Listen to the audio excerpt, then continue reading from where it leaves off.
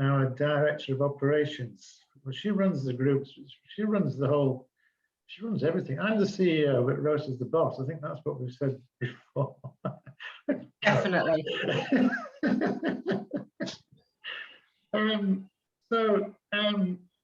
Danny, first of all, a question for you, if we may, and round the sort of one of the things that one of Peer Talk's aims is to challenge stigma around mental health and depression, and I just wonder about whether you experience sort of stigmatizing attitudes or just generally whether you think that's changing in these days, or how do you think we might be able to, if we were really to challenge, how might we do that? That's 3 minutes for that, then. Yeah, no, I think it's definitely changing. I think we're definitely going in the right direction. Regarding rugby league, before 2010, when there was a massive stigma regarding mental health, the rugby league used to have a confidential helpline for players who were struggling with their mental health. Not one single professional player had ever rang that number.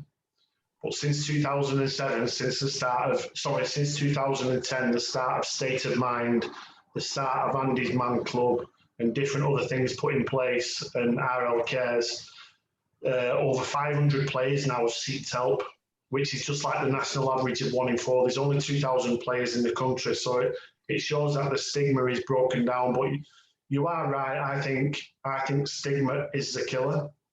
I don't think it's anxiety, stress, depression. I think it's a stigma that's attached to it. I know that when I go on a construction site and I'm going in to do a talk for a load of big burly blokes, and I'm stood at the front, and at the side of me on the whiteboard I've got State of Mind mental health workshop. I can see the guys that when they walk in, they see that it's a mental health talk, and you see them switch off like that. They don't want to be there. They don't want to talk about emotions. They don't want to talk about feelings, and they definitely don't want to talk about mental health. And you can see the heads are down, and that's because of the stigma, because they think it's weak if you speak. As a rugby player, I was always taught if I got injured on a field, that I don't show it. I can't show the opposition that I'm injured because I become a target then. And unfortunately, people taking that into everyday life because men are thinking that it's a weakness if they speak, when really I reckon if a bloke can come forward, seek help and admit he's struggling, I believe he's a bigger, stronger, braver bloke than if he doesn't. Yeah. Thanks for that, Danny. I was expecting you to go. No, that's great. So it is change. So attitudes are changing. But how do we, sort of like as an organisation, Peer Talk, if we were to sort of say, well, we're challenging stigma. What's the best way to challenge people's attitudes to when they are negative to, sort of the things that you just said? I think it helps, like people such as. I'm not pulling myself up, but if a rugby player forward can come forward and say he's struggling and seek help, then I believe anyone can. It's really important that lived experience is used. I could have gone to university and college and learned to become a psychiatrist, a psychologist, but I think I've got more power than them because I've been through it. I understand where people are feeling, and it's really important that peer support talk about. The thing is about talking, but listening is really important. We get 2 ears, and we've been given 2 ears and 1 mouth for a reason. And it's really important that when someone's speaking, that we listen to them. And when you're having that conversation, if you're that peer to someone, don't be scared of silence. Don't be scared of silence. That person who's struggling might be thinking of something else that they need to say. But if you was to interrupt that silence, they might not say it. And also, never ever be scared of using the word suicide. You are not going to put that thought in their head. What you might do, though, they might just say, yes, I am thinking about suicide. Yes, I have got a plan. And that's when help and support can be sought. Yeah.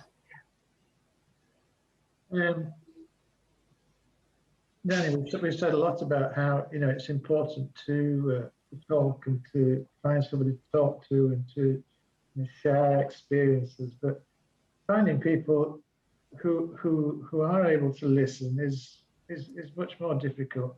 Caroline, do you think you know, sort of, is that witnessed in the groups that, you know, that there is not just about talking, it's also about hearing other people's stories that's been important?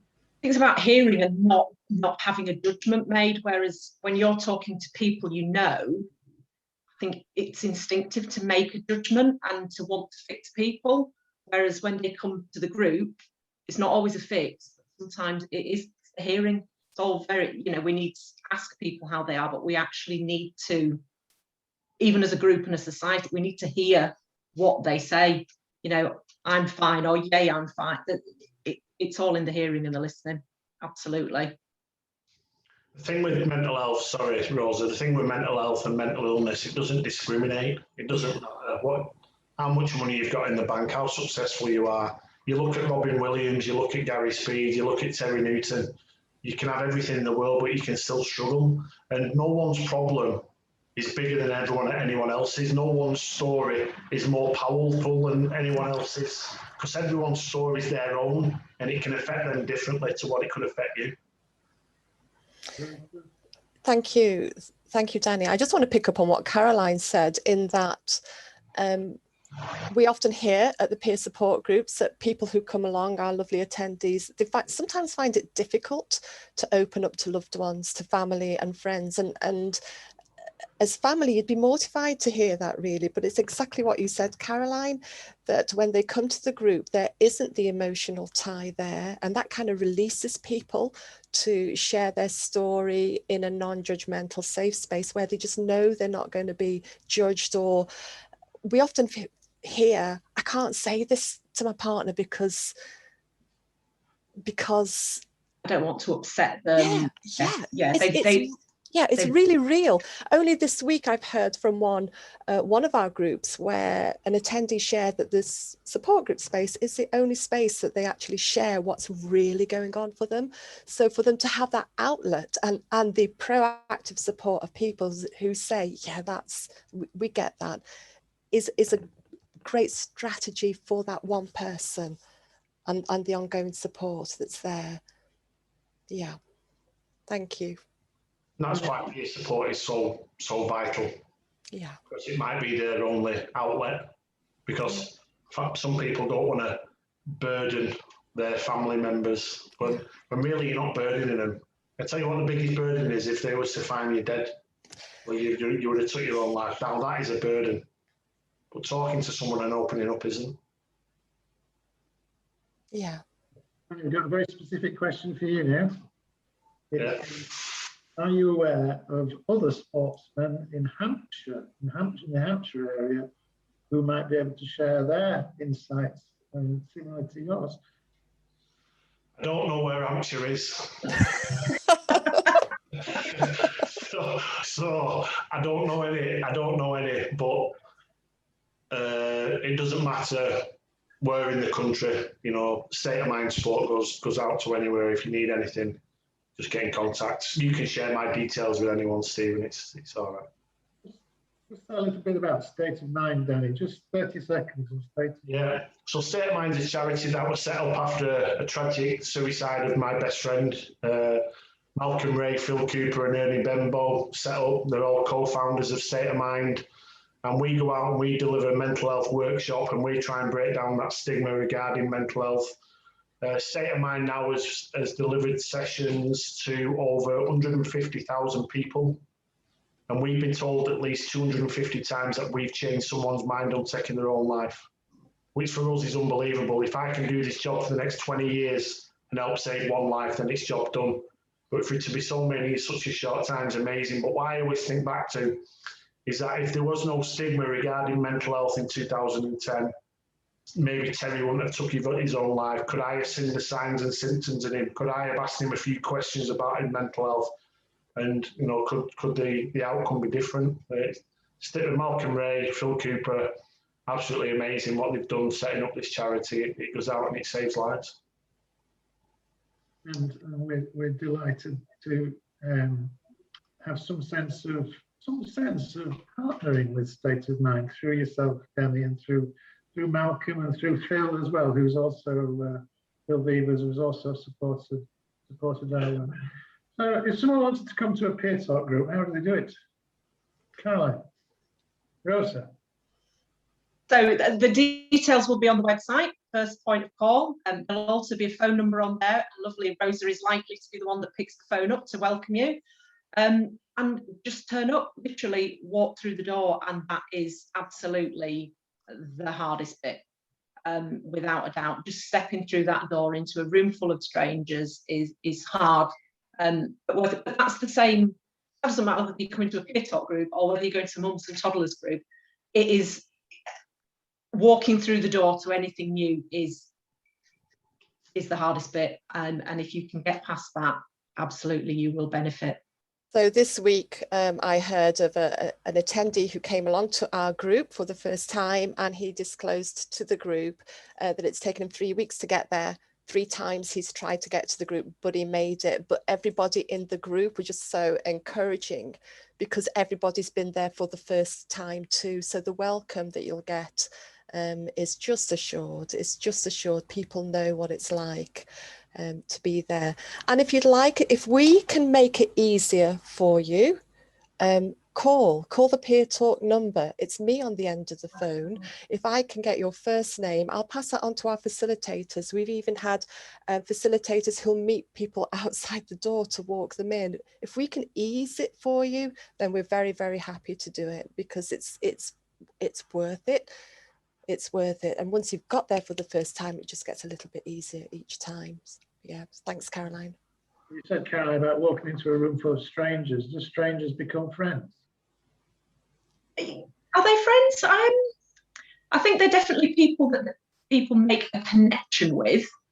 Some definitely do become friends. The 2 ladies I spoke about who went for tea and cake. One lady was very lonely. They absolutely did something, and as far as I'm aware, that's carried on. Cup of cake and a chat, can't go wrong. So there's definitely a bond there. Whether it's a stronger, no, maybe it's stronger than friendship, but there's definitely bonds and connections made. And that brings me back to the bit about friends and family. These people aren't your friends and family, but you are definitely connected to them. So I'd just like to carry on from what Caroline's just said, in that some of the attendees do keep in touch with each other from in between the meetings, and after the meeting they might exchange mobile phone numbers. I know one peer support group in the country has its own Facebook group. I know another peer support group, a peer talk support group in the country, that has its own little WhatsApp chat group, and they exchange pictures of cats because of their love of cats, but it keeps them together, it keeps them in touch.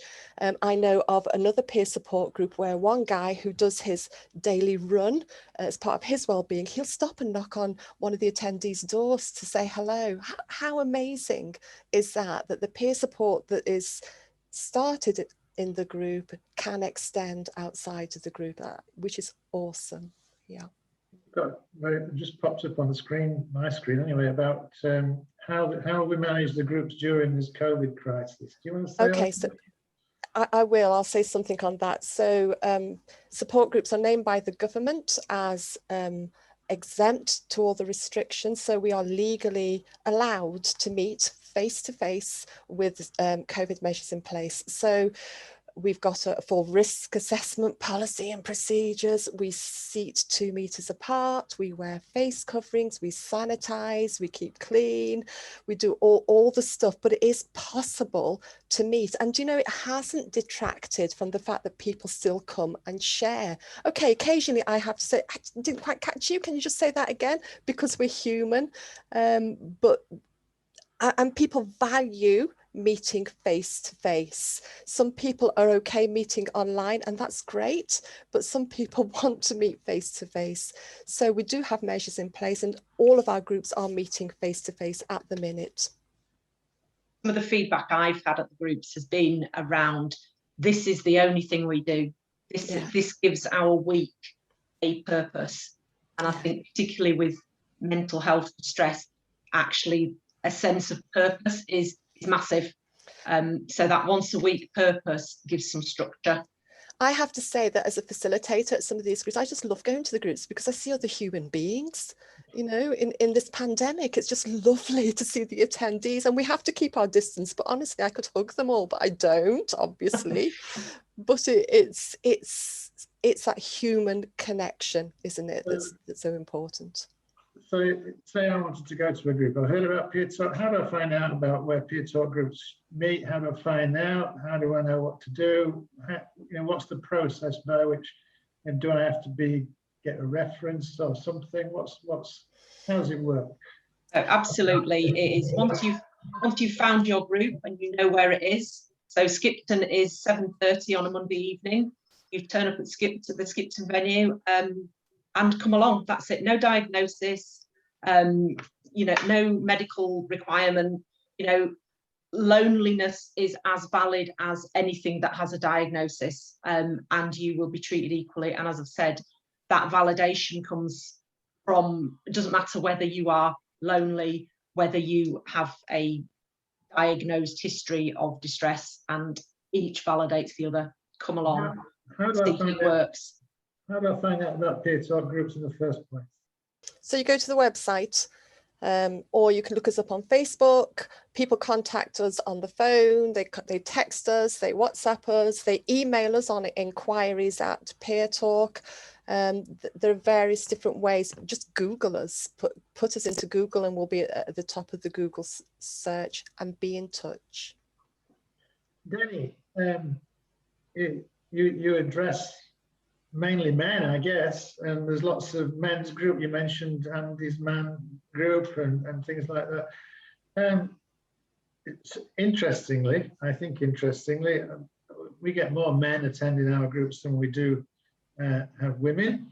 But do you think, you know, mixed groups are probably more favourable, or do you think men need exclusive space to share?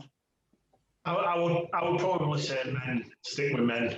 I'm not bothered, but I know a lot of men, because they think it's a sign of weakness, and I think it's easier for men to stick with men. You know, we've done a lot of groups with Offload and Great Minds, which was done in Yorkshire, and men just love being together. I don't say we don't love you women, because we do, but I think it's just a lot easier for men to open up just that little bit more when it's just men, which is quite sad really, but that's just the way it is.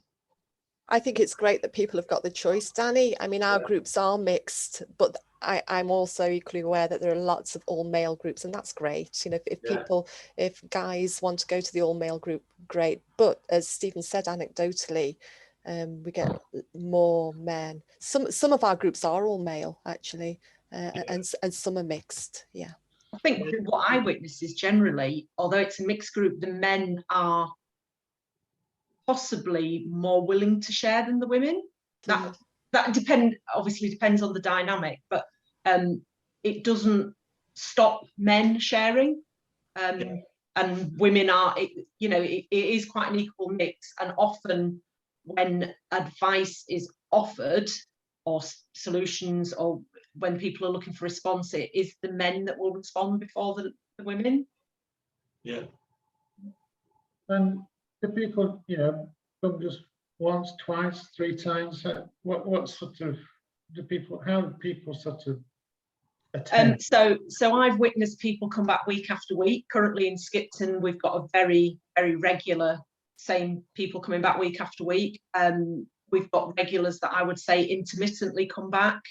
When we reopened in January, we had one peer that came back after 6-8 months, just wanted to share his experience. He'd moved on. He was a shining example at that time of what peer talk had done for him, and came to support others just by saying it does get better, and people can dip in and out. You try it, it's not for you, absolutely, there's no pressure to return. We do ask within our spiel at the beginning that you give it for 6 to 8 weeks to see if it's for you. There's no pressure to contribute if you don't want to, and I've seen people getting happy to listen, and then not come back, and that's fine. Hopefully they've moved on and found a different form of support. So we've had another very specific question about how Peer Talk is funded, and I think probably a better place to answer that than you, Rosa, Caroline, Danny. And the answer to it is through any means we possibly can. So we have some major trusts that are supporting us. The Tudor Trust is a huge trust that supports us. This past week, we've been awarded a grant from the Alan Lane Foundation, which is Penguin Books, and you know, we've had donations from Sellafield Fuels. We've had the company Burberry have given us some money in the past, but you know, a lot of it is individuals who have been very generous in their support. The Methodist Church is funded as a considerable amount when we first started, and we're grateful for that. I mean, Peer Talk is not a faith-based charity. We're not a faith-based charity, and we're certainly independent of churches. But having said that, we do have a lot of people who are motivated through faith, and you know, and that's Christians, Muslims, and people with no faith at all join in to help the groups. So how are we funded? We take any money that is on offer, but our aim is to attain sustainable funding. You know, we're hoping, and this is part of the evaluation.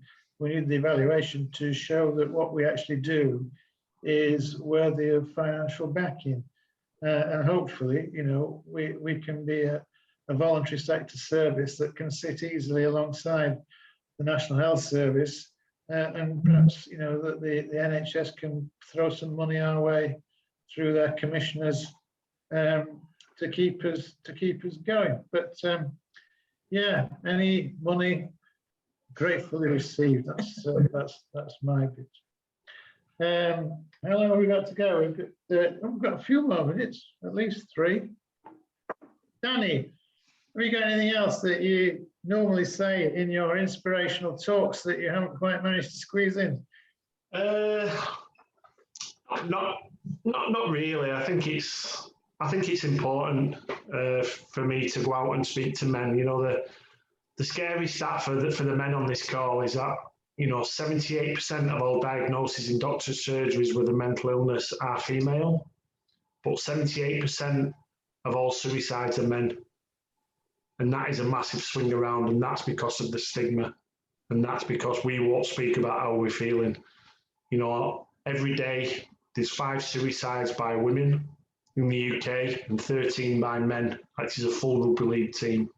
On a construction site, you are 5 times more likely to die by suicide than you are from an accident.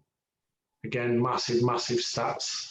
So it's really important that there is groups out there that go out and we go and speak to the construction sites, we go and speak to the police, we go and speak to the prisoners, we speak to the army, because we just have, as men, we're just absolutely rubbish at speaking to each other. And I'll just leave you on this anecdote that, you know, if I was in a football match and I was to go to the toilet at half time and it's absolutely packed out, I know for a fact that when I go to that trough, I don't look left, I don't look right, and I definitely don't look down. I'll do what I have to do and I'll get in and out as quick as I can. But that's how men treat mental health. We don't look to the left for help, we don't look right for the help, we try and deal with it ourselves, and that's when tragedies happen. But for you ladies, going to the toilet, you won't understand that. For going to the toilet for you ladies is like a team sport, isn't it? There's 3 or 4 of you at the time, 20 minutes, you come back and everything's sorted. You've spoken about everything, but that's how you treat mental health as well, exactly the same. You'll try and you get things off your chest, and that's where men have to be. It's got to be normal that if we've had a bad weekend, that we can go into a Monday morning at work and say to me mate, listen, Phil, I've had a bad weekend, and he says to me, what's going on? And then I just open up, and he tells me, well, why didn't you use this to sort it out? Why didn't you do that to sort it out? Well, I used this, it didn't work, so I tried that did. And that's how we need to be, where we're going on a Monday morning, we see our friends and we can openly speak about our mental health. That's what we need to do. You're a superstar, and we thank you for taking part this afternoon. You're a great supporter of our work, and we hope that we can support you in any way that we can too. Caroline, you do fantastic, as does Rosa. The way